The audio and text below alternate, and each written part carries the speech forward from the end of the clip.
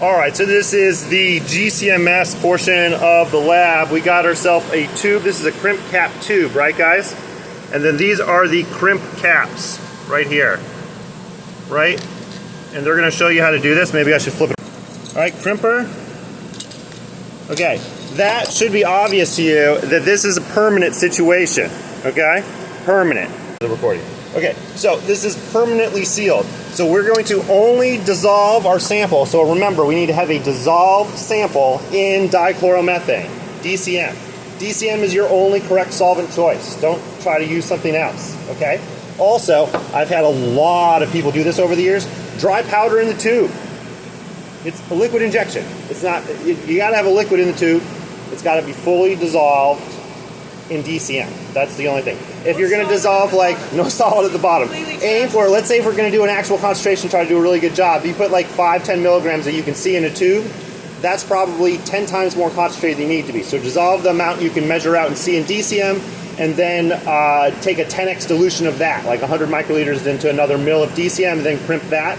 And then you have your stock in another tube that's saved that you can make another sample if you have to, okay? So that's how you prepare a sample. DCM, not ethyl ether or anything like that. That'll like obviously pop up the cap of the tube because it's too volatile. Okay. Alright, so this is the GC instrument. First thing I tell people is this plexiglass safety barrier. Don't be like leaning your head in when it's moving. This robot will knock you out. It is seriously powerful belt-driven robot, and it doesn't have a sensor for you. Okay? It's going to inject the sample into here. That's the liquid injection. You're going to put your sample over here into this tray. Ignore the numbers on the tray itself. We're using these numbers that are on here. So it actually starts at position 61 because we have this other tray over here, okay? So these are the correct numbers starting from 61. There, okay? So once you've put your sample into the tray in a correct position based off of this, you're gonna come over here and you're just gonna hit, you'll see if there's a bunch of ones that have finished, you're just gonna come to the bottom of the list here and hit click here to add new injection. You're going to then name your sample, put the correct number, the correct position of where your sample is, and then you're just going to hit save. If the queue's running, it's going to just run your sample when it gets to it, okay?